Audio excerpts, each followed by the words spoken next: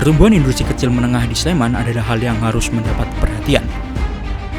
Data dari Badan Pusat Statistik Kabupaten Sleman pada tahun 2024 menunjukkan, dari total 12.341 perusahaan industri yang ada di Sleman, hanya 1,81% yang berhasil mencapai level industri besar menengah, dengan total 224 IBM, dan sisanya berada pada kategori industri kecil.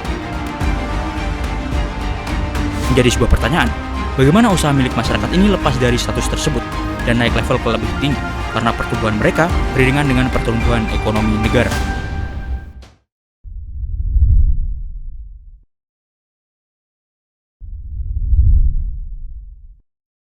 Harusnya ada di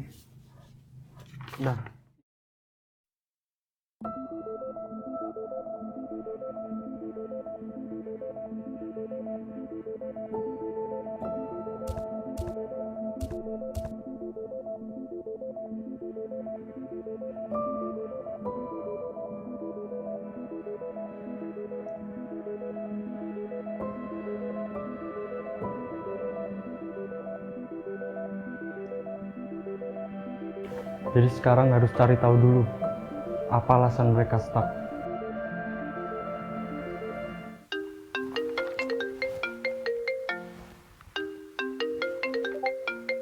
Halo, Pak, ada kabar bagus. terus Orangnya udah mau ditanya-tanya. kirim alamatnya, saya ke sana sekarang.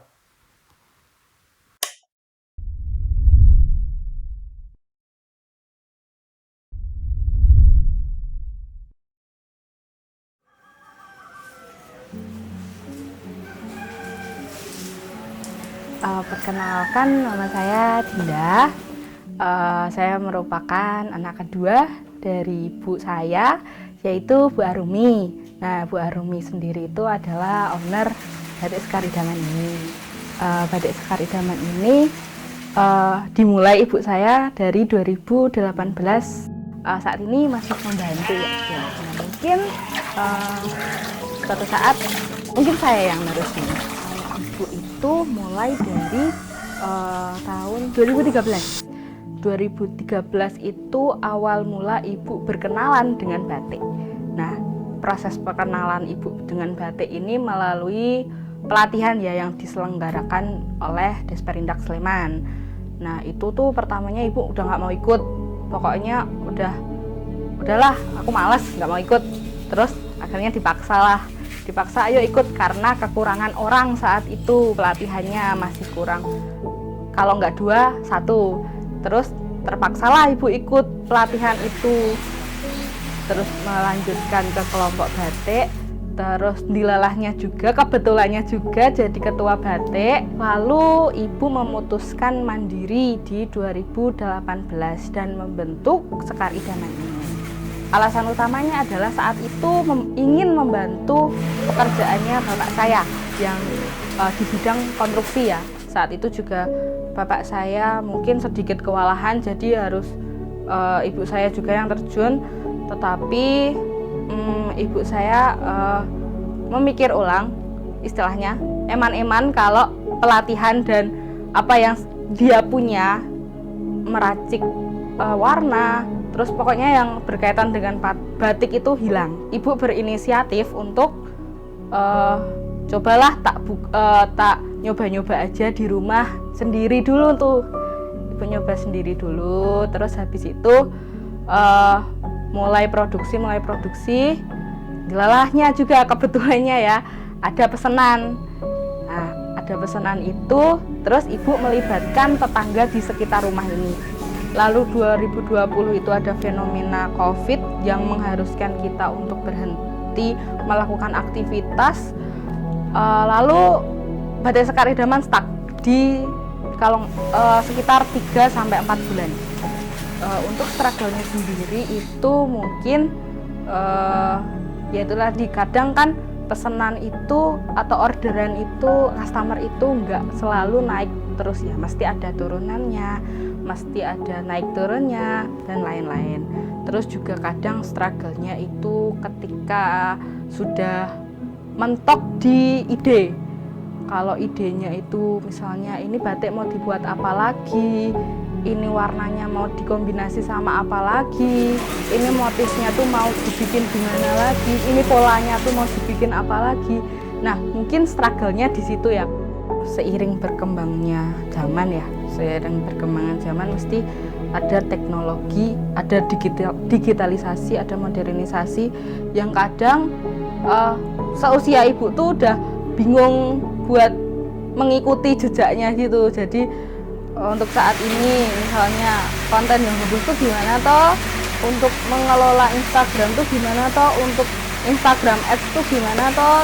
Mulailah saya di 2023 itu setelah saya lulus kuliah, saya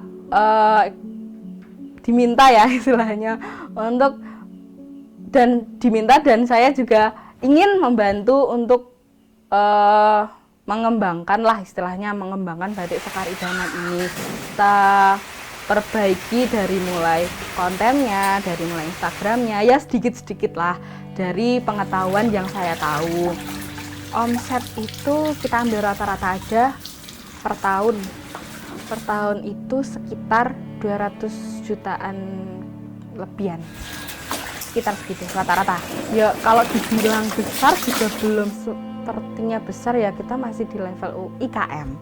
Tetapi untuk secara menghidupi sendiri ya sekarang ibu sudah bisa maksudnya apa ya, mencukupi kebutuhan keluarga saat ini. Saya dan ibu itu masih belum tahu dan kurang ngerti ya UMKM, IKM, IBM itu tuh apa ya, kriterianya, kategorinya itu gimana. Dikatakan UMKM itu kalau kriterianya gimana, kita bisa naik kelas ke IKM itu kriterianya, goalsnya yang harus didapatkan apa, terus kita bisa naik lagi ke IBM itu tuh goalsnya selanjutnya itu apa, kita masih belum tahu dan masih apa ya, masih awam ya terkait hal itu. Jadi untuk saat ini itu kenapa kita stuck, kita tuh masih menyebutnya UMKM, tapi ternyata itu batik Sekar Idaman ini ternyata sudah di level IKM. Nah itu malah saya sendiri, saya dan ibu tuh nggak tahu kriterianya tuh apa, kok bisa disebut IKM, padahal biasanya orang nyebut batik Sekar Idaman tuh UMKM. Mungkin bisa dikasih tahu, apa disosialisasikan atau dikasih pelatihan gimana toh kriterianya untuk kita naik kelas, untuk kita bisa mencapai tujuan naik kelas itu kriterianya gimana gitu. Kan kita juga udah digembor-gemborkan tuh UMKM naik kelas ya. Nah tapi tuh mungkin dari instansi sendiri tuh mungkin belum disosialisasikan secara merata terkait yaitu tadi yang saya sampaikan, kriterianya tuh gimana toh. Terus untuk mencapai hal tersebut, untuk mencapai goals naik kelas tuh gimana gitu. Kalau misalnya kriterianya udah gini, oh dia udah bukan UKM lagi, udah IBM atau apapun itu, yang pokoknya yang lebih naik lah. Nah kayak gitu kan, ya tadi saya tuh nggak tahu kriterianya tuh gimana, makanya tadi bilang kita stuck di situ aja ya. Kita memang kalau dibilang stuck di jalan, di tempat, ya udah ini zona nyamannya. Kalau pelatihan itu kadang udah difasilitasi juga dari instansi dinas, tapi yang namanya ibu ya udah kayak udah berumur gitu ya, udah diajarin gini nanti selebihnya lupa. Nah kayak gitu. Dan mungkin saya sebagai yang muda ini saat ini yang harusnya udah masuk terjun untuk menghandle batik ini, mulai dari yang tadi pemasarannya gimana, pengelolaan uangnya gimana, terus bahan bakunya gimana, stok operannya gimana, kayak gitu. Kalau untuk saya ini, batik ini harus tetap diteruskan, harus tetap dilestarikan. Kalau bisa kita menaikkan levelnya dari IKM, entah nanti menuju apa, yang penting kita bisa mengembangkan lagi dari level IKM ini. Jadi masalah IKM adalah masalah mindset, digitalisasi, dan bahkan mereka tidak tahu bahwa mereka adalah IKM. Tapi bagaimana pemerintah setempat melihat masalah ini?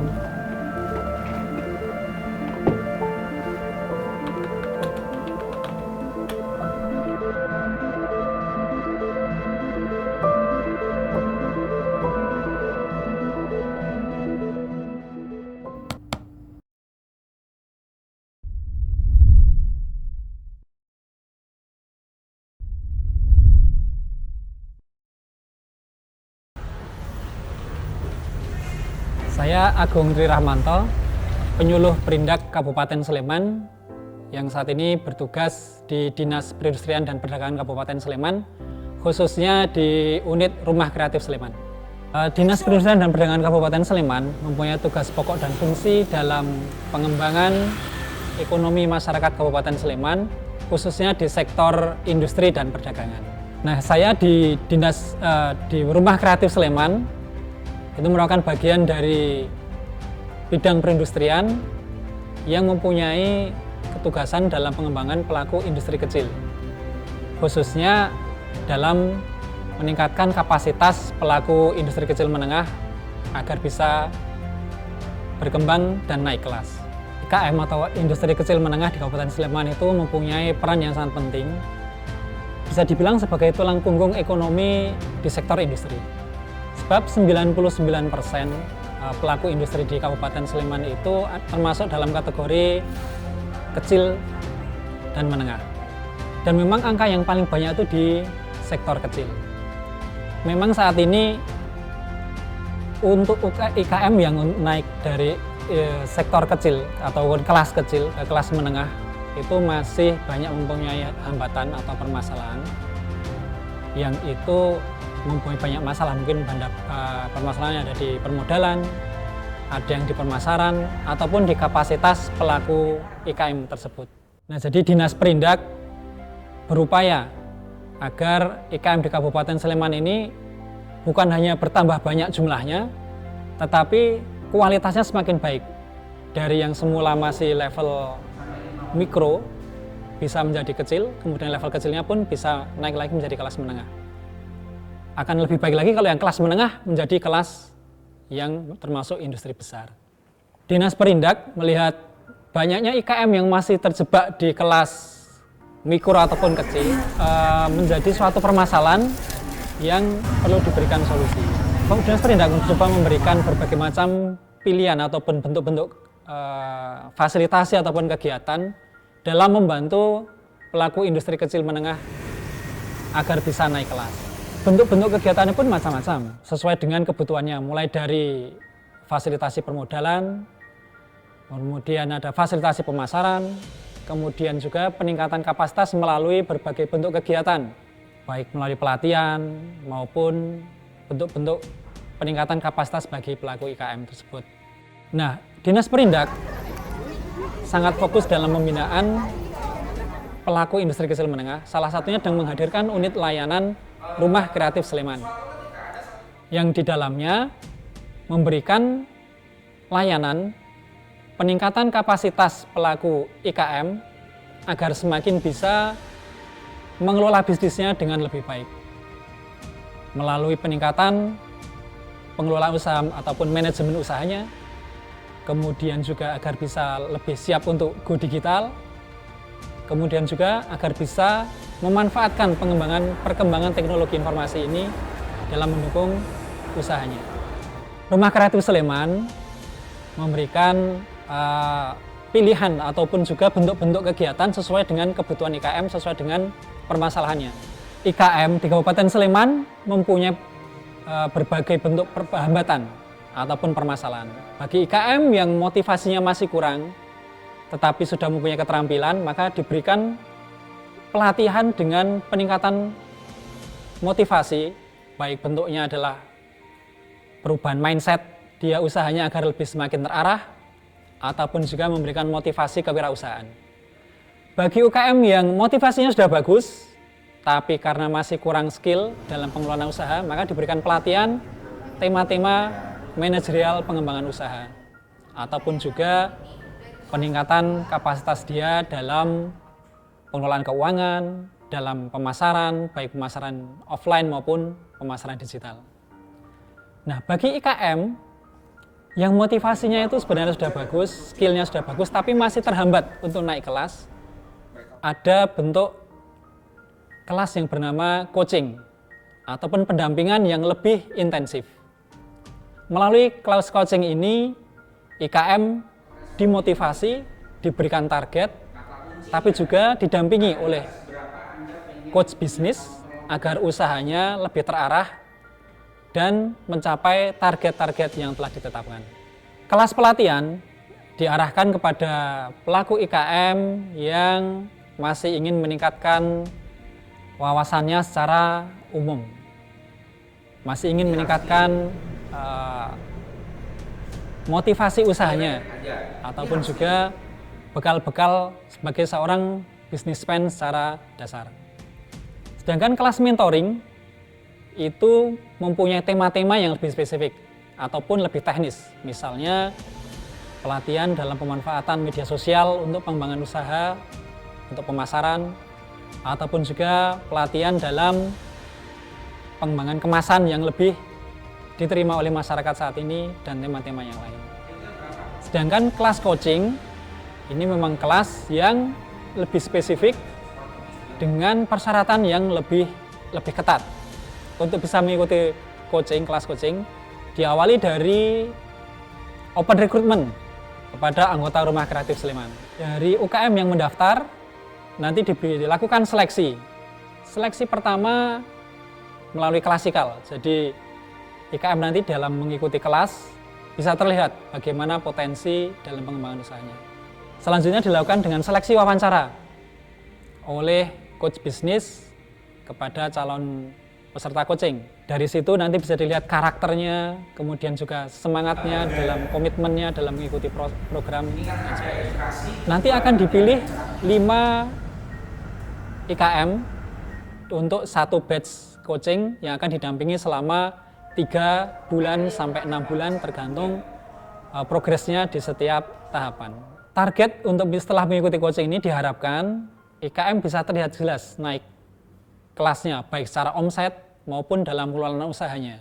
Nah, Rumah Kreatif Sleman secara umum ingin meningkatkan pelaku IKM ini agar semakin modern dalam pengelolaan usahanya, semakin bisa memanfaatkan perkembangan teknologi, baik media online ataupun juga perkembangan dalam digitalisasi. Harapan yang juga yang paling akhir adalah agar mereka bisa go global atau bisa menembus pasar ekspor.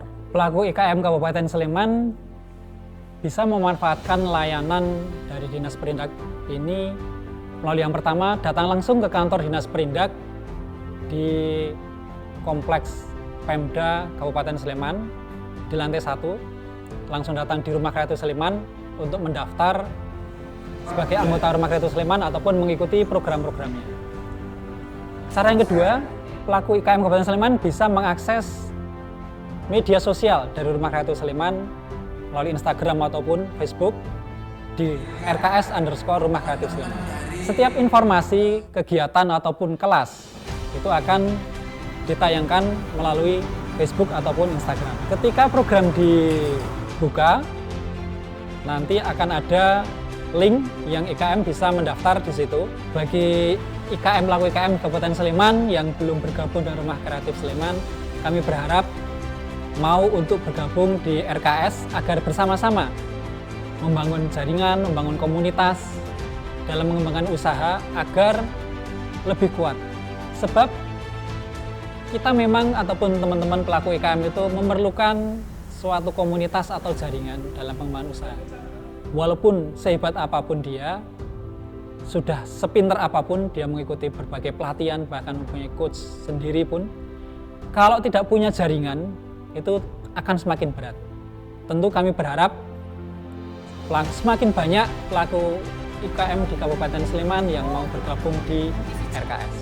Nah, peningkatan ini pada dasarnya didasari oleh komitmen dari masyarakat sendiri setelah mengikuti program untuk mengaplikasikan apa yang sudah didapatkan, lalu juga menjaga agar apa yang sudah dibentuk itu sesuai dengan standar yang telah ditetapkan. Untuk kami berharap semoga apa yang diberikan oleh Rumah Kreatif Sleman ini menjadi solusi bagi IKM di Kabupaten Sleman yang masih mempunyai ataupun menghadapi permasalahan untuk naik kelas. Kami berharap semakin banyak IKM yang bisa naik dari kelas mikro menjadi kecil, kecil menjadi menengah, dan yang menengah semakin besar sehingga bisa menembus pasar ekspor. Sepertinya Disperindak Sleman merasa bahwa permasalahan IKM adalah masalah fundamental seperti permodalan, pemasaran, dan kriteria owner yang dirasa masih belum cukup. Mereka juga sudah menawarkan solusi mulai dari pelatihan yang disesuaikan dengan masalah dari setiap IKM sampai dengan mentoring yang merupakan pendampingan intensif agar IKM bisa berkembang ke level berikutnya. Tapi apakah program-program ini adalah sebuah solusi?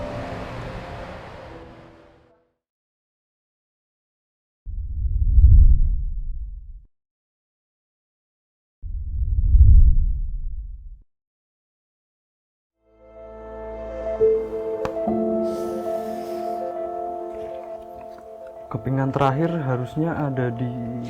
Nah, ini.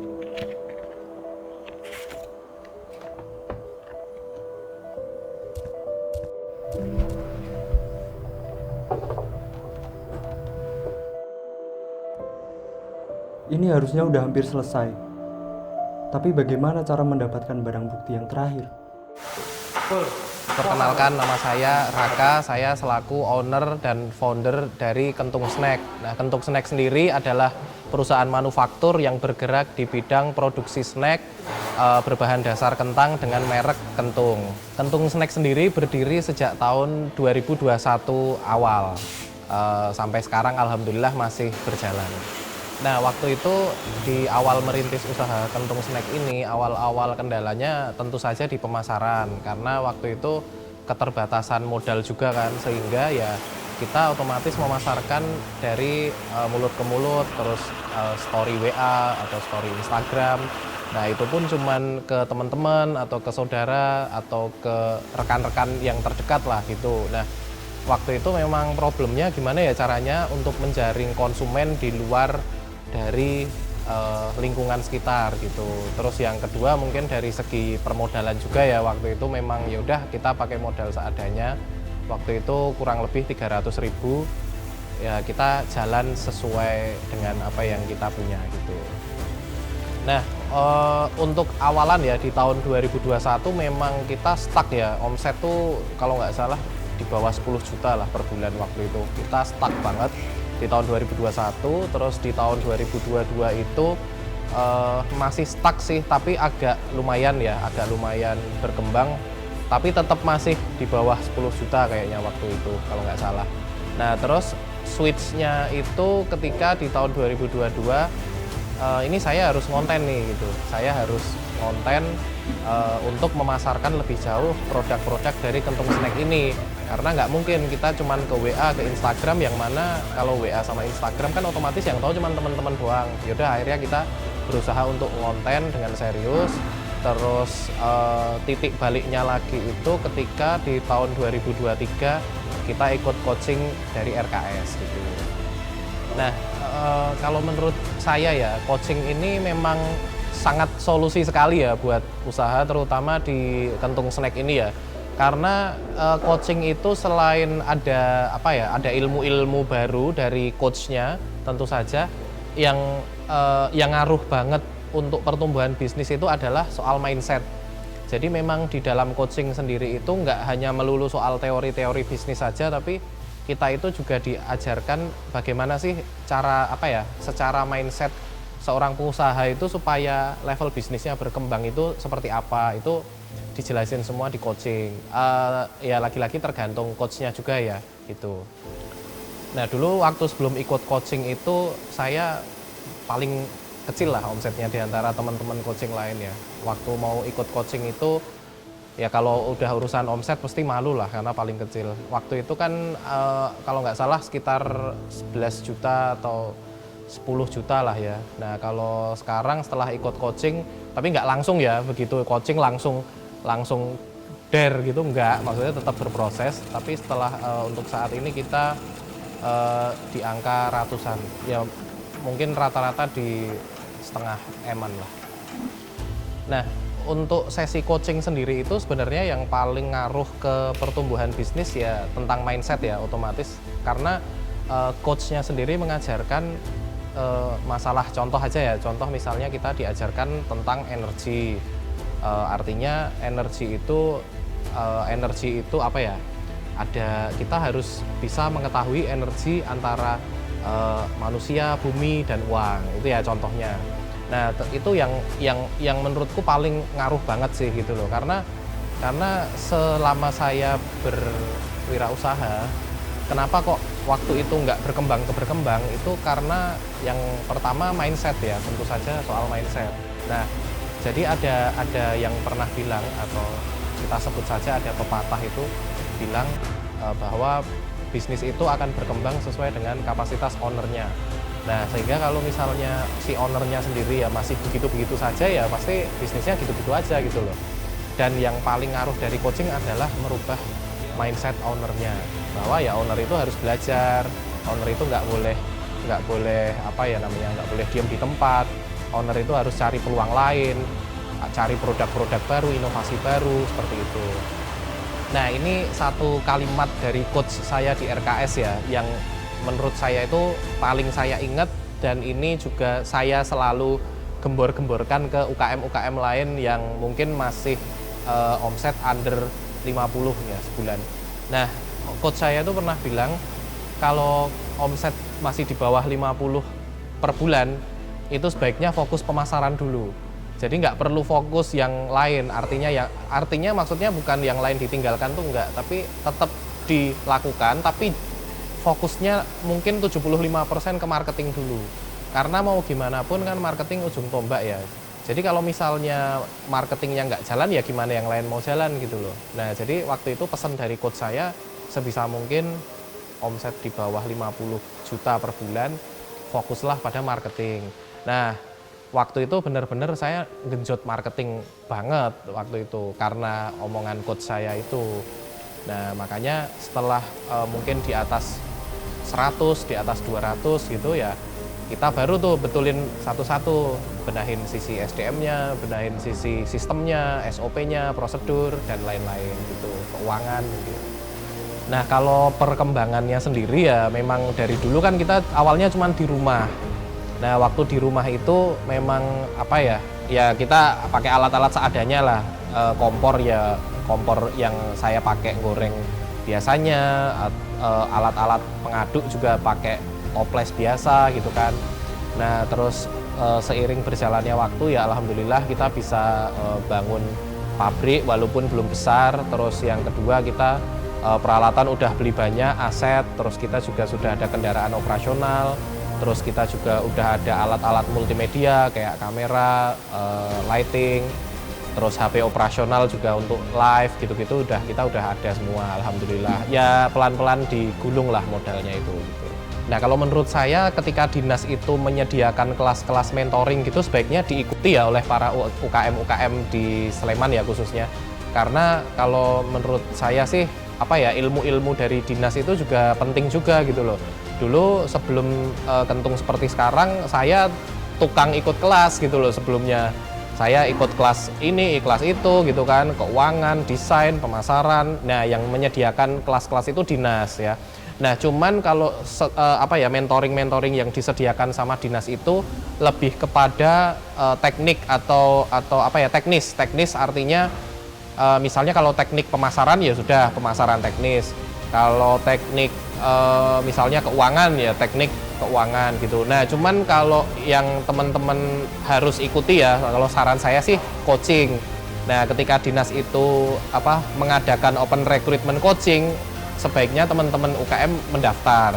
Ya belum tentu kepilih sih, tapi lumayan lah kalau misalnya kepilih, itu bisa benar-benar benar-benar merubah mindsetnya teman-teman semua. Karena ketika coaching itu kan one on one, jadi benar-benar seorang bisnis coachnya itu nanti bisa bisa memahami gitu masalah kita, dan nanti bisnis coach-nya sendiri bisa memberikan solusi dan masukan kepada bisnis kita gitu. Penting banget lah. Program coaching yang diadakan dari Dinas Perindak Sleman itu sangat cocok untuk menyelesaikan masalah-masalah dari IKM. Kentung Snack adalah salah satu IKM yang berhasil mencapai level IBM dengan bantuan program dari Disperindak. Tapi kesenjangan antara jumlah IKM dan IBM masih sangat jauh. Program Disperindak Sleman harus lebih masif dan semakin baik pelaksanaannya. Dan pelaku IKM harus bersedia, serta lebih aktif dalam menerima uluran tangan dari Disperindak Sleman. Berharap mereka berhasil keluar dari level IKM dan mampu berdiri berdampingan dengan Kentung Snack. Dan dengan ini, kasus ditutup.